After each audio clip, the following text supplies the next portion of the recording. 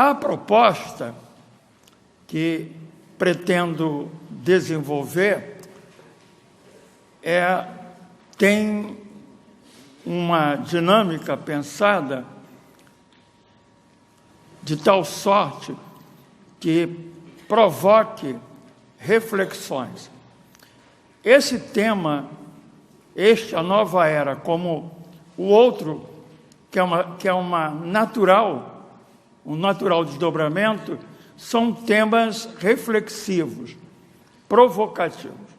Foram muito pensados nessa direção.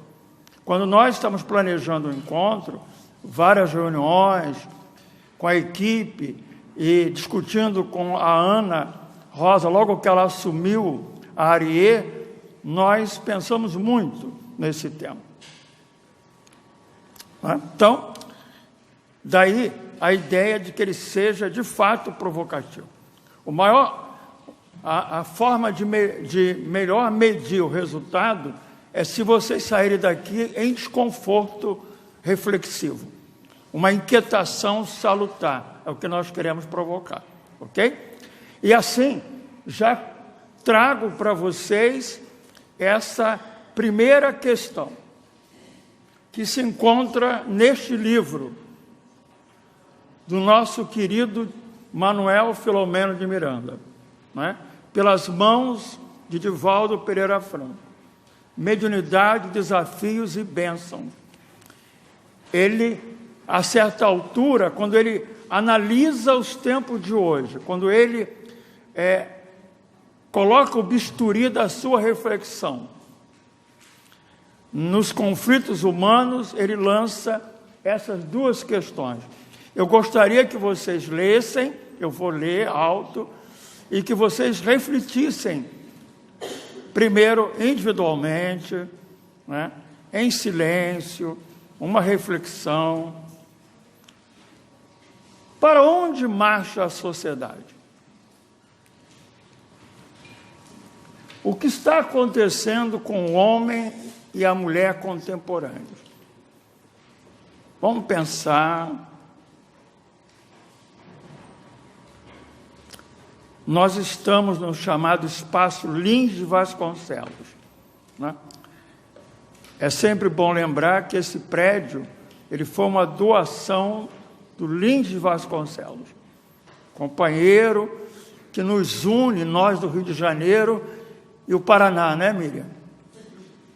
O nosso espaço não é igual ao de vocês, né? É mais simples, menorzinho. O de vocês é muito bonito, numa área fora da cidade, feito com muito carinho pelos trabalhadores do Paraná, e o nosso simplesinho, com o mesmo carinho lá do nosso Lins de Vasconcelos. Vamos pensar. Como é que nós estamos vendo, percebendo os tempos de hoje? Que momento é este, né, em que nos encontramos? Como pensar? Este tema está no capítulo 15 desse livro, né? Conflitos humanos e obsessões coletivas, né? E aí o nosso querido Manuel Filomeno fala dos tempos de hoje. Ele fala das comunicações virtuais versus solidão. Ele fala da violência, do medo, da ansiedade. Eu não sei se vocês sabiam, né, que nós somos campeões em ansiedade. Vocês sabiam disso? 13,8 milhões de brasileiros em ansiedade, né? Condutas extravagantes e criminosas, né? Vamos pensar sobre isso, ok? Então, indo adiante. Como é que é isso aqui? Não é essa seta aqui? É essa aqui, né? Ah, tá. Ah, então é a outra. Bom, na sequência, Erich Fromm, notável pensador da segunda metade do século XX, em um dos seus livros muito lidos, publicados, Psicanálise da Sociedade Contemporânea. Ele tem essa primeira colocação. Somos uma sociedade de pessoas com notória infelicidade, solidão, ansiedade, depressão, destruição, dependência. Pessoas que ficam felizes quando matam o tempo, que foi tão difícil conquistar. Não é? O Fromm está dizendo, era isso que ele defendia, né? Ele era psicanalista, alemão. Num primeiro tempo ele seguiu os pensamentos de Sigmund Freud, o pai da psicanálise, mas ele foi aprofundando para a psicologia social, lá numa escola criada em Frankfurt, na Alemanha, com outros pensadores que se aliaram ao pensamento marxista. Ele estudou muito o pensamento de Karl Marx e ele conseguiu uma síntese de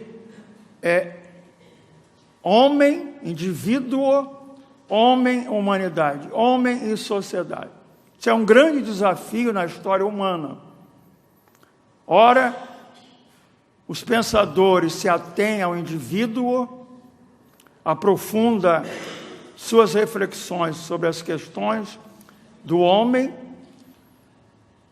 Ora, outros pensadores se voltam para a sociedade. Ele conseguiu uma síntese.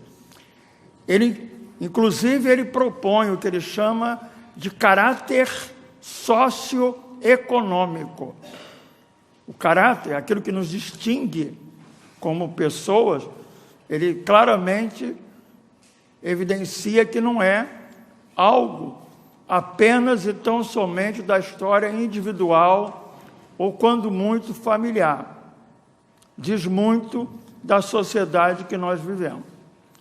De certa forma, com essa diretriz, com essa visão, Fromm se aproxima de um querido pensador espírita, contemporâneo de Allan Kardec, que o sucedeu, né? Leon Denis, o filósofo, em suas obras, ele diz assim: a história do homem é a história da humanidade. E a história da humanidade é a história do homem. Não há como dissociar uma da outra. Não há como pensar a história de cada um sem considerar a história da humanidade. E não há como considerá-la de per si sem considerar cada um de nós. E aí, além disso, ele dizia que o processo de evolução é feito de alargamentos. Ele, com o pensamento do Leon Denis, se pode ter uma visão de uma espiral e de movimentos espiralados da evolução que numa marcha ascensional, vai de um círculo menor, pensem, um círculo menor, que se abre num maior, este se abre num terceiro ainda maior, e assim sucessivamente. Não é? É a forma que ele propõe de compreender todo esse processo histórico, cultural, como gosta de dizer o nosso querido Divaldo Franco, antropo, sócio, psicológico, espiritual, cultural, amplo. Não é? Então, voltando ao Erich Fromm, ele diz que a nossa sociedade está doente. Isso já na segunda metade do século XX. Quando nós pensamos no homem violento, por exemplo, aquele jovem de 20 anos, mais ou menos isso, William, vocês sabem de que eu estou falando? Lembra do episódio da ponte? Nós poderíamos isolar o William, né? Olhar a história dele, da infância, fazer uma análise dele enquanto indivíduo, da família dele, mas para Fromm não dá para fazer isso não. Ele é um doente de uma sociedade doente. Para Fromm, a sociedade dos anos 60, do século passado aos dias de hoje, acha-se doente. A violência, a ansiedade, os 300 milhões de pessoas em depressão no mundo, tudo isso diz bem, né, desse adoecimento da sociedade. Mas, ao mesmo tempo que ele diz isso, ele diz outra coisa. Não é tão trágica assim a visão dele, né? Ele olha, analisa, faz uma psicanálise da sociedade contemporânea, mas do outro lado ele diz isso, ó. Em uma sociedade humanista, as relações teriam como base a fraternidade, o respeito e a colaboração. Por que será que ele coloca o adjetivo humanista? Se ele está colocando esse adjetivo para qualificar tudo que ele diz depois, relações com base na fraternidade, no respeito, na colaboração, é porque para ele existe uma outra sociedade, que não é fraterna, que não há colaboração. Que sociedade é essa? Ele chama de autoritária. É a sociedade do poder, da competição, hierarquizada, na qual se privilegia o econômico. É ele que envelopa o social, não é? Agora, vem uma perguntinha, pegadinha para vocês. Por que o Edivaldo, que vos fala, escolheu Fromm, né? Vocês vão dizer, Edivaldo, de vez em quando o cita, gosta dele, né? Também. Mas por que o Edivaldo escolheu esse camarada? Não é? Como eu disse, ele era alemão-judeu. Estudou o Talmud. Ele era de uma família judia tradicional. Guardem isso. Para entender depois, ok? Então vamos lá. Bom, aqui de fato começa a nossa conversa, após a introdução. A nova era é o título desse item 9 do capítulo 1 do Evangelho. Curiosamente, quem o assina é um israelita, um judeu igualzinho o Fromm, né? Um espírito israelita. O que ele diz, hein? Moisés abriu o caminho, Jesus continuou a obra, o Espiritismo a concluirá. Vocês já tinham certamente lido esse item 9 do capítulo 1, a nova era. Essa afirmativa encerra o texto do Espírito israelita. O que será que ele quis sintetizar no seu texto com essa afirmativa? Vamos pensar. Por que será? O que isso nos traz? Lembrando o que o nosso Leon Denis disse, né? Que a história, todo esse processo de evolução é feito em círculos. Um menor que se abre no maior, este segundo abre num terceiro, não é? Não é isso que ele diz? E ele diz mais, ele diz que esse movimento, ele tem um ponto central, um motor que puxa essa dinâmica. Qual é? Para ele, são as ideias. grandes ideias que marcam determinado períodos históricos. Dá para aplicar esse pensamento dele aqui? O que Moisés representa? Na doutrina espírita, a primeira? Sim. E ele trouxe o quê? Que está lá no Velho Testamento.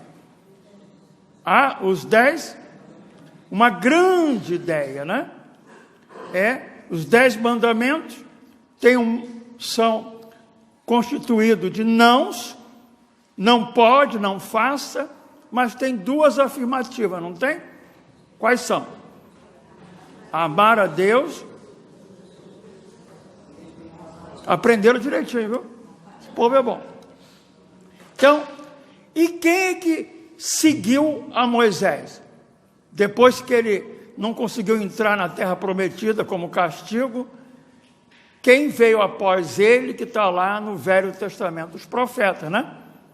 Vários profetas se sucederam dando continuidade, não é isso? Ok? E depois dos profetas, quem é que veio depois? Segunda, o círculo se abriu mais uma rodada. Qual é a grande ideia desse que continua a obra? O que ele traz? O que ele dizia? Não vim destruir a lei, mas que lei que ele não veio destruir? Aquela lei base que estava lá atrás. Porque no capítulo 18 do Evangelho segundo o Espiritismo, ele assume que ele veio mudar. Ele diz assim: encontrei aqui esse povo que é meu povo. Ele era judeu também, né? Meu povo, perdido em mais de 500 regrinhas, né? Tem que lavar a mão, não pode fazer nada no sábado, não é? Não era isso? Isso ele veio destruir, não foi? E no capítulo 18 do Evangelho está dito lá claramente que lá na antiguidade, com exceção dos hebreus, os povos eram politeístas e idólatras, não é? O único, a exceção, era o povo de Jesus. Mas ele diz nesse capítulo 18 lá do Evangelho que Allan Kardec diz que eles se perderam, ficaram no formalismo, na hipocrisia. Há uma autora, Hannah Wolff, que é uma psicoterapeuta profunda, ela vê as sombras. Existem sombras em cada um de nós e as sombras coletivas. O fariseu, ele emblematizava as sombras coletivas. O formalismo, a hipocrisia, não é? Disse Jesus: hipócritas, sois iguais os túmulos, caiados, limpos por fora, mas podre por dentro, ok? E, depois de Jesus, a roda se fez, passaram os anos, veio a modernidade com o iluminismo, né? A razão é a inteligência transformada em asas, né? Revolução Francesa, Baralina Candelli lá no Notre Dame, a nova deusa razão, é isso? E aí, quem que aparece? O Espiritismo. E o que o Espiritismo traz? Né? Aquilo que nós chamamos dos princípios básicos, ok? Então, está aí o movimento. Então, a nossa proposta é que nós façamos essa jornada, proposta por um espírito israelita, ok? Vamos lá. Aqui está. Como a intenção não é fazer algo longo, né? Aí vocês vai ficar por conta de vocês. Do Velho Testamento eu quero destacar um profeta. Abram o Velho Testamento.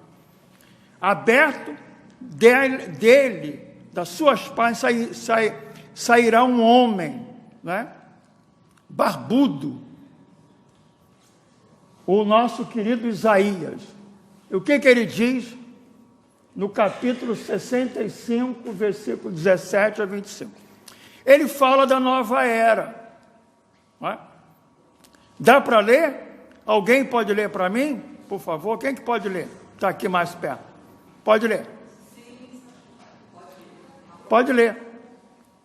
Sim, eu criar um novo céu e nova terra. Já não haverá lembrança do que passou. Nisto já não se pensará. Antes exultai e alegrai-vos sem fim por aquilo que eu crio. Pois faço de Jerusalém uma cidade de júbilo e seus habitantes um povo alegre. Vou rejubilar em Jerusalém e alegrar-me com o meu povo. Nela já não se ouvirão choro nem gritos de dor. Não haverá crianças que vivam apenas alguns dias, pessoas idosas que não levem a termo seus dias.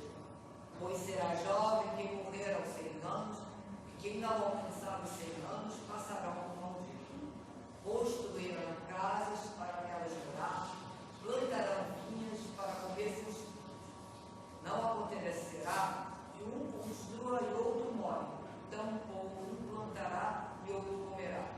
Pois meu povo alcançará a idade das árvores, e meus eleitos consumirão o fruto do seu trabalho. Não se fatigarão inutilmente, nem terão filhos que morram subitamente, pois eles serão geração abençoada pelo Senhor, e seus filhos o serão igualmente. Antes que tenham enfocado, eu já os atenderei.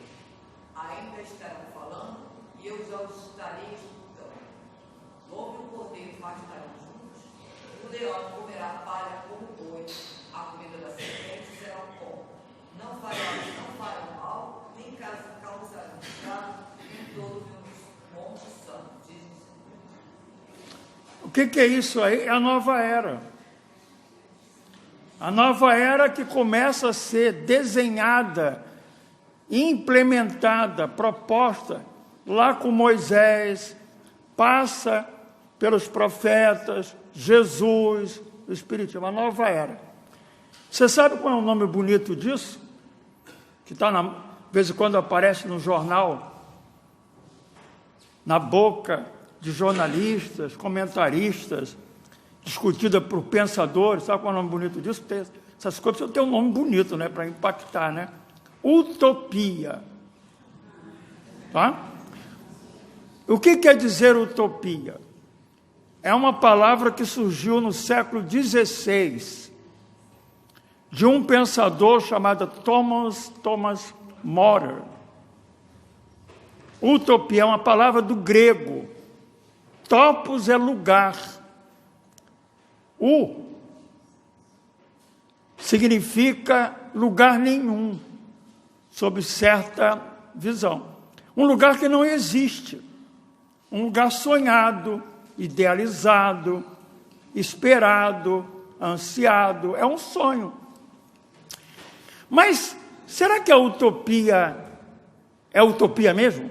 No sentido de, para lá, isso é bobagem. Isso é uma crença. Nunca vai acontecer. Isso que ele descreveu 500 anos de Jesus, isso vai acontecer? Já aconteceu, vai acontecer? O que o Fromm diz da sociedade de hoje? O que o nosso querido Filomeno está dizendo? Não é isso, né? Não é? O cordeiro pasta junto com o lobo?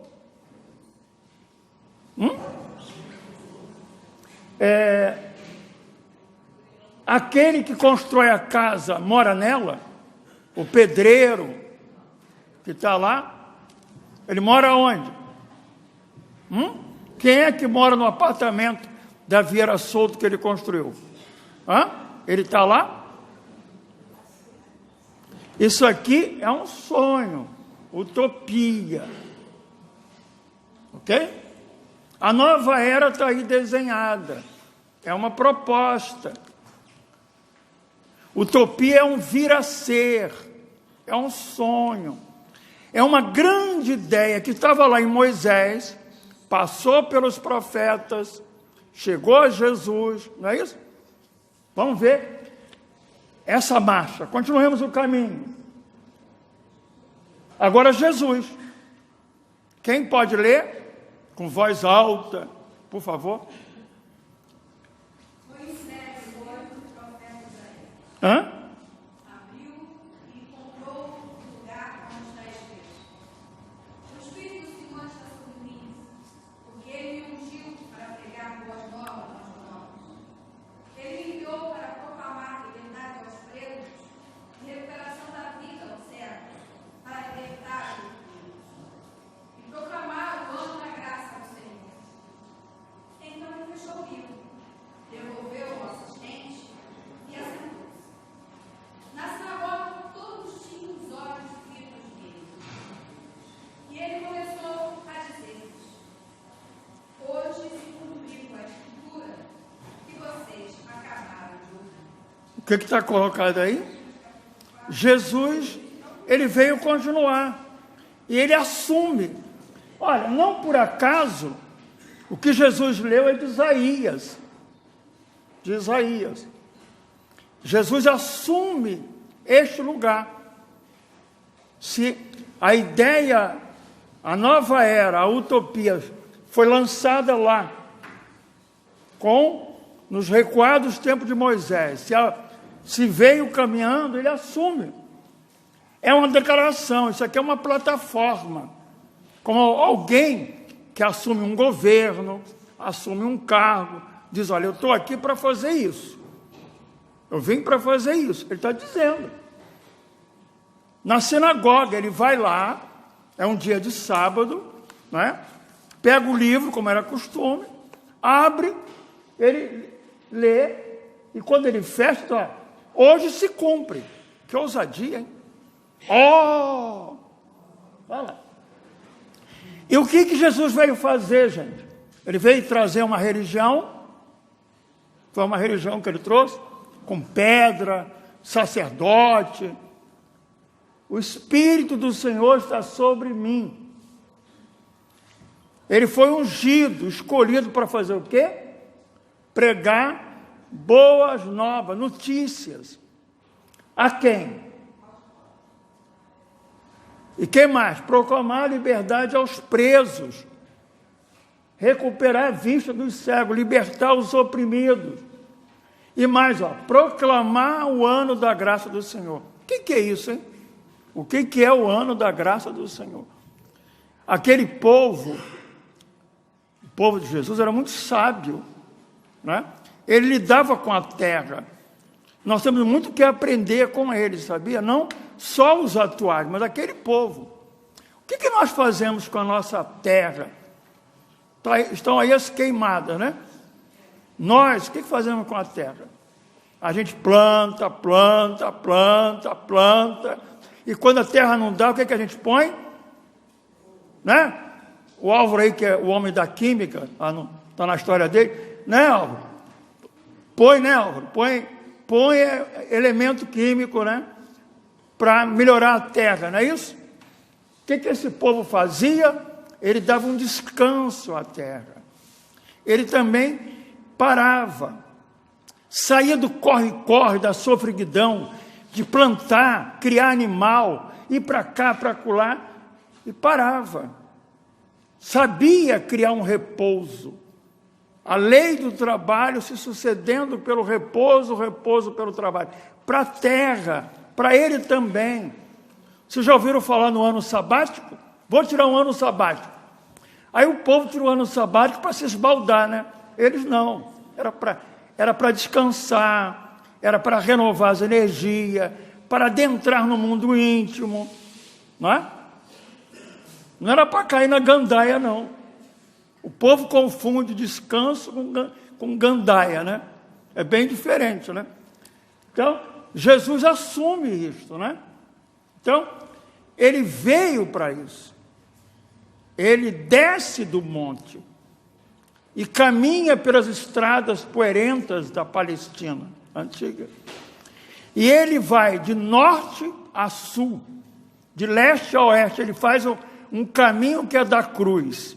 A cruz, sobre a qual ele é pregado, ele a constrói no seu dia a dia, com os homens.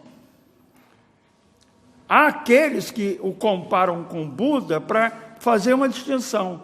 E outros, como Buda, eram pensadores iluminados para dentro. Já comecem a pensar nisso. Ele não era para dentro. Ele estava no mundo com as pessoas. Roden dizia assim: é impossível você pensar em implosão mística sem pensar na explosão ética. E não dá para pensar em explosão ética sem pensar em implosão mística. Há um movimento dentro e há um movimento fora. Há um movimento fora e há um movimento dentro. O problema, isso vai ficar lá por conta do Álvaro, é que em geral isso não combina, né, Álvaro? Depois você explica, né? Não é? A gente faz o movimento para dentro, que não tem coerência com fora, o fora não tem coerência com dentro, ok? Vamos lá. Olha aí, Jesus vai e os discípulos da primeira hora entenderam o recado.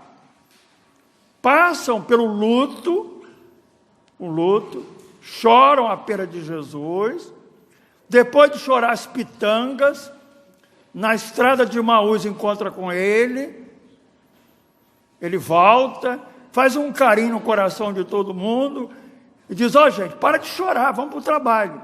E o que eles fazem?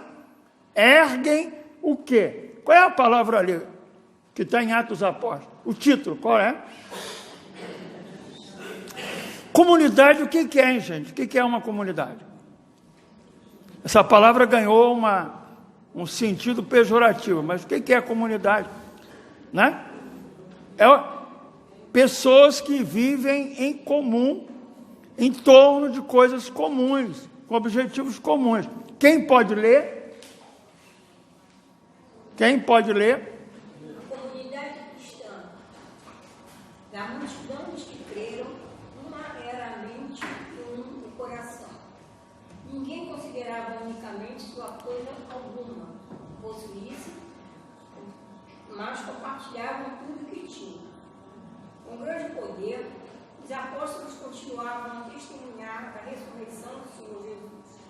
Grandiosa graça estava sobre todos eles. Não havia pessoa necessitada de eles.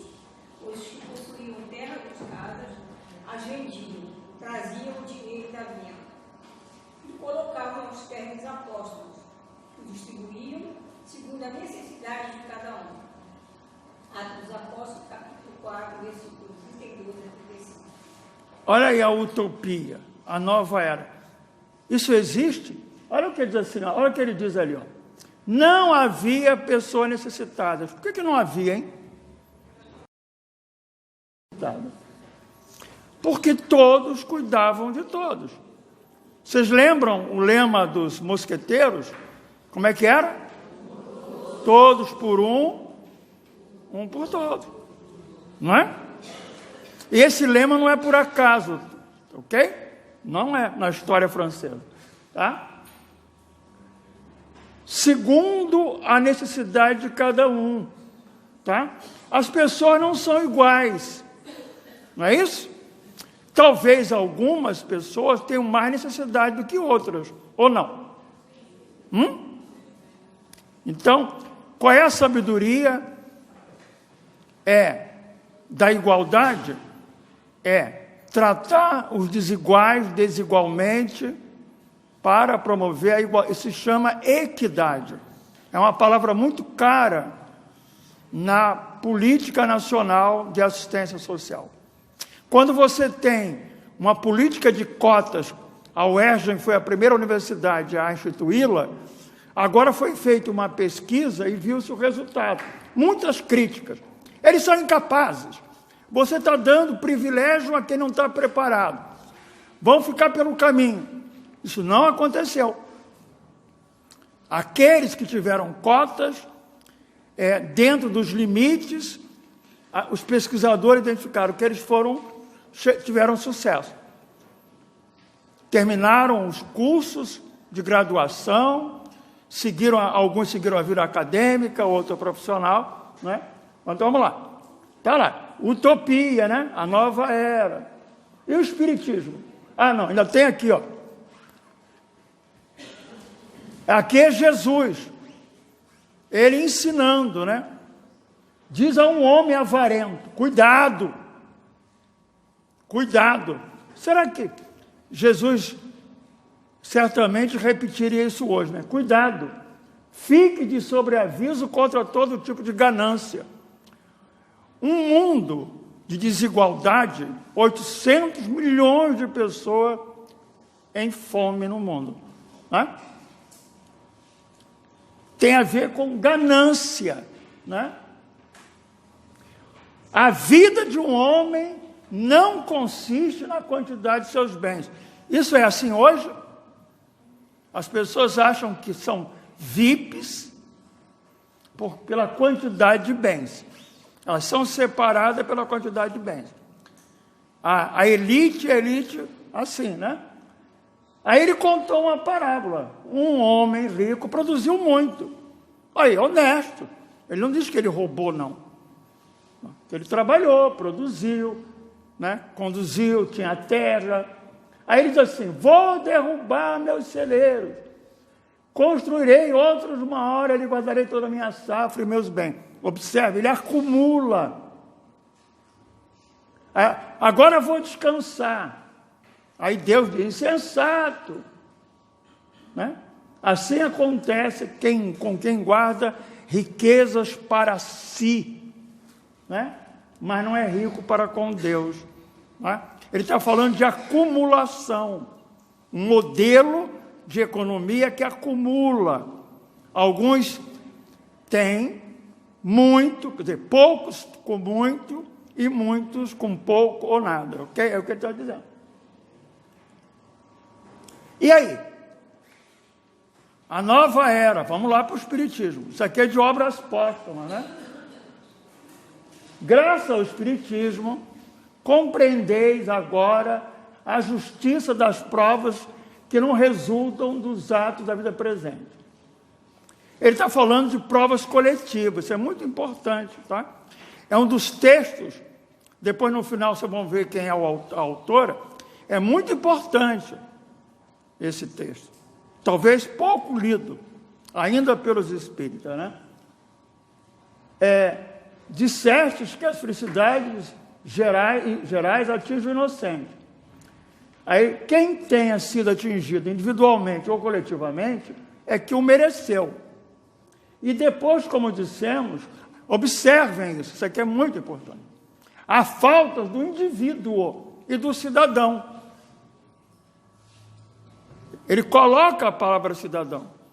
Nós estamos em França, no século XIX, em sua metade, numa transição. Observem isso. Ele está falando de cidadania, tá? A falta do indivíduo e do cidadão.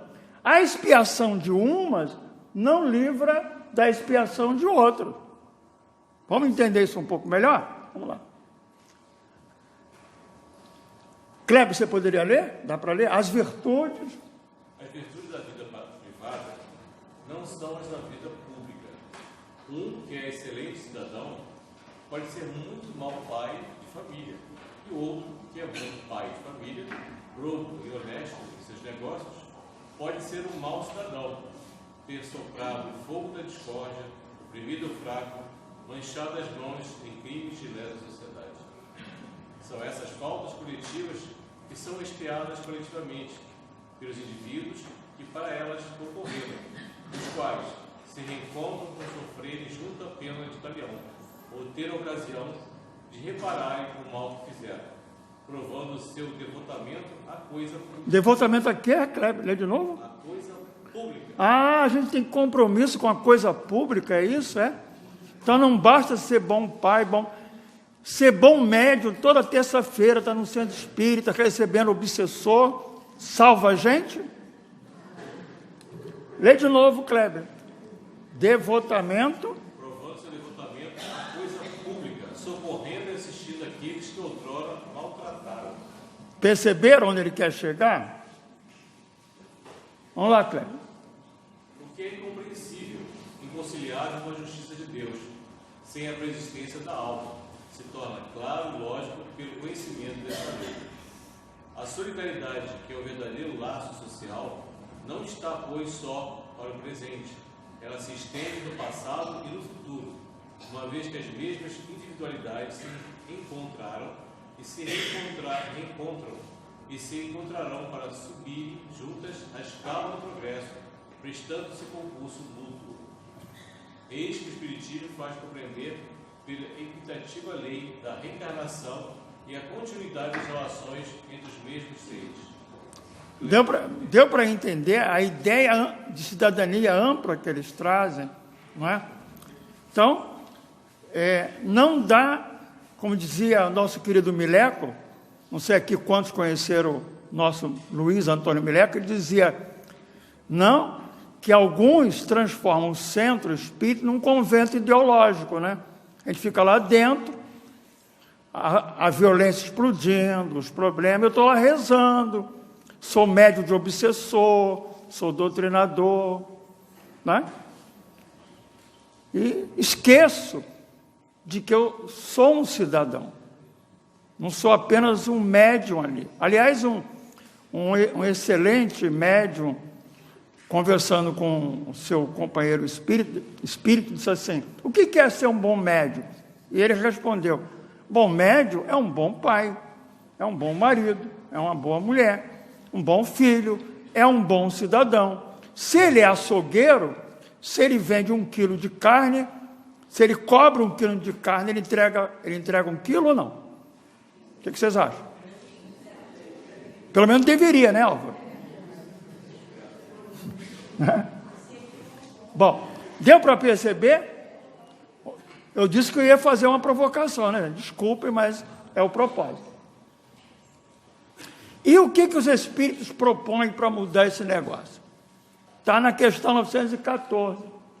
Ele, nesse processo lá, em busca de um mundo melhor, de uma nova era, num processo contínuo, né? Um círculo que se abre no segundo maior, num terceiro maior, ideias que vão promovendo. O que ele está dizendo ali? Ele coloca o egoísmo. E aí como é que resolve esse negócio? Aí ele diz, ele fala de um movimento individual, né? Claro, à medida que eu me ilumino, que eu me assumo imortal, né? Não é? Claro. Mas é necessário reformar as instituições humanas, que o entretêm e o excitam. Né? Isso depende da educação. Bom, então, fica claro aquilo que desde o front já aparecia, né? Que está em Leon Denis. Não dá para separar o indivíduo do lugar que ele está, da sociedade que ele está. Não é? O trabalho de mudança nosso é importante e necessário, mas não é suficiente. Se eu não ajudar a mudar o modelo no qual estou, isso promove o egoísmo.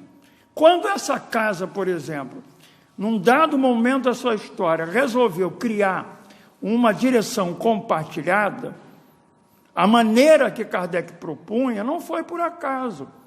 Como é que você quer um lugar que não haja briga por poder? Você tem que diminuir o máximo isso. Criar estruturas democráticas, parceiras, né, de conversa, de diálogo, não é?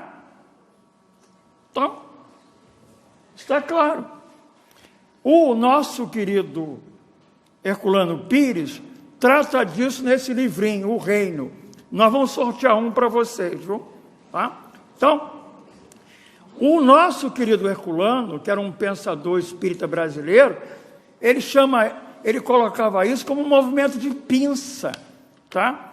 Eu, Edivaldo, espírita, vou me esclarecendo, me orientando, lendo, estudando, me transformando, e ao mesmo tempo eu estou num movimento fora de contribuir para um mundo melhor, onde eu estou, tá?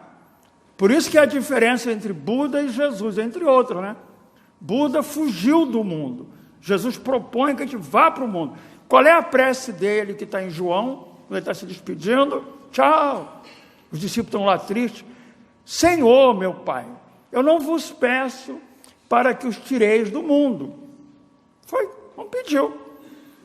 Não pediu um mundo fácil, não pediu para não pegar metrô, para não pegar trem, né, Miriam? Não pegar aquele engarrafamento ontem, os problemas, não disse. Você vai ser espírita, você não vai ter metrô engarrafado, você não vai ter que ir para Teresópolis de carro dirigindo, não há nada disso. É no mundo, ok? Vamos lá. Então, por que eu não volto? Então, nós estamos já no ponto final. Fica claro, portanto, a proposta que foi trazida, né? Como é que nós estamos colocando isso? As tentativas que houve em relação a isso, né? Então, para chegar lá, há tentativas, né? E essas tentativas, eu estou concluindo, as tentativas, elas aparecem na história. Não dá aqui para a gente avançar nas diversas tentativas de implantar o reino, como chama o nosso Herculano Pires. Implantar a nova era. Mas, por exemplo, Jean-Jacques Rousseau, um pensador francês, ele falava do contrato social, uma forma da sociedade se organizar. E ele traz uma proposta, ele toma a compaixão, que é uma categoria das relações interpessoais, eu, tu, e no contrato social, ele coloca a compaixão como uma categoria política. Vocês já pensaram uma sociedade organizada com as relações sociais em compaixão? Tem ideia do que poderia ser isso? Além, no espaço privado, ser compassivo, afável, fraterno, que a fraternidade regesse as relações mais amplas da sociedade, foi o que ele propôs. Sim. E a Revolução Francesa? Outra tentativa. Teve muito sangue na Revolução Francesa? Teve ou não teve? Muito. Não é? Mas, curiosamente, uma autora, Bresciani, chama a atenção que aqueles intelectuais, aqueles escritores, homens pensadores, os burgueses, num dado momento, ainda que tenha sido muito rápido, eles conseguiram ouvir o clamor do povo. A Revolução Francesa, o povo foi para a rua querendo o quê? Vocês estão lembrados? Pão e sabão. Uma revolução por conta de pão e sabão. Fome. E aí, tem um dado momento que um grupo, se não foi unânime de todos os revolucionários, um grupo assumiu a categoria da compaixão proposta por Rousseau e transformou isso em solidariedade social. Não é? Entenderam e procuraram implantar isso a duras penas nos 40 primeiros anos do século XIX, com movimento de rua, com muito problema. Chegou em 1848, isso alcançou um patamar sobrelevado. E esse grupo, que queria tornar isso real, conseguiram assumir a direção do governo francês. Implantaram propostas nessa direção, não é? De garantias dos direitos de trabalhadores, das pessoas. Isso durou 3 anos. Foi ao chão, mas foi uma tentativa. Compaixão, solidariedade social. De novo, em 1870, de novo, os comunardes foram para as ruas de Paris e transformaram Paris. Criaram creches, assistência, apoio às pessoas. De novo, foram passados a fio de espada. Muito sangue em Paris. Esse movimento, né? Avanço e recuo. Compaixão como categoria política. Bom, eu não trouxe, esqueci, não está aqui, e não está ali anotado. A nossa Constituição Federal, de 88, ela tem um artigo 195. Quem puder depois pesquise. É muito interessante e importante. 195. Fala de seguridade social. E o que eles dizem? O que está escrito lá? Depois eu digo por que isso foi posto lá. Diz assim: a Seguridade Social, que é um sistema de proteção universal, ok? Deverá ser financiada por toda a sociedade. Onde é que vocês leram isso? Lá em Atos dos Apóstolos, não foi? Não tinha necessitados, porque todos ajudavam todos, não era isso? Então, essa é a proposta da solidariedade social. Tá? Essa é a ideia da solidariedade social.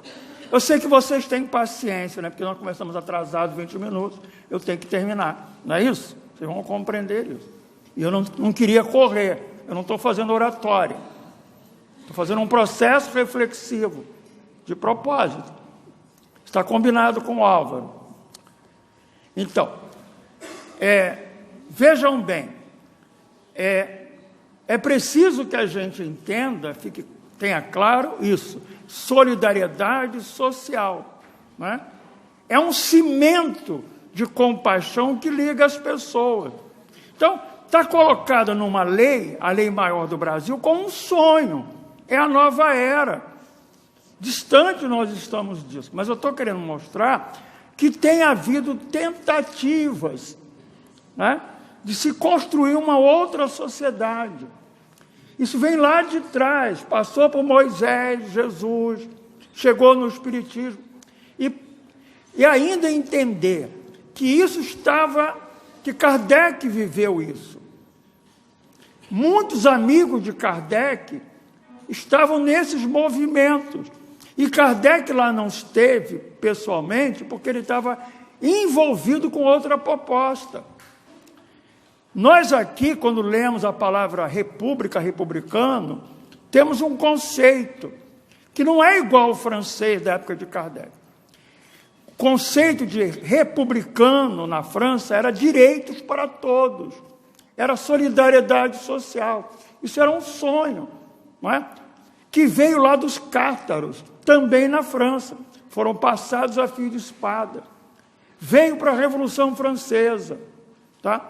E aí, por fim, respondendo a pergunta que eu mesmo fiz, né? Por que é que na nossa Constituição foi colocado isso? Por quê? Os estudiosos da nossa Constituição, os constitucionalistas, dizem que a nossa Constituição tem dois inspiradores, dois pensadores que fundamentaram a nossa Constituição. Um é Locke, um pensador inglês. Quando fala da vida privada, do individualismo, é o individualismo, o liberalismo inglês. Mas o outro era Rousseau. Toda a parte social, toda a parte de justiça, de direitos, é inspirada em Rousseau, na categoria compaixão, como categoria política, não só para tratar as relações homem a homem, no dia a dia, em casa, mas também na sociedade. Imaginemos se nós nos tratássemos uns aos outros nas ruas com compaixão. Se eu, servidor público, tivesse compaixão com aquele que me vem como usuário, se eu sou médico, assistente social, psicólogo, se o professor agisse assim, se o guarda na rua, é a nova era, portanto, um sonho. E aí, o que nós temos a ver com isso, né? Os espíritas.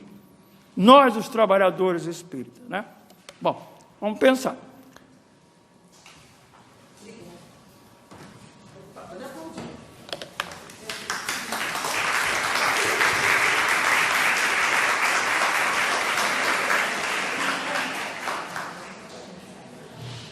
Bom, gente, a gente viu que foi só um menu degustação do tema, né? Isso é a ponta do iceberg. Então, a gente precisa realmente aprofundar e nós vamos ter o dia de amanhã para isso.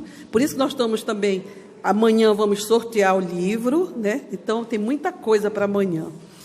E, para completar,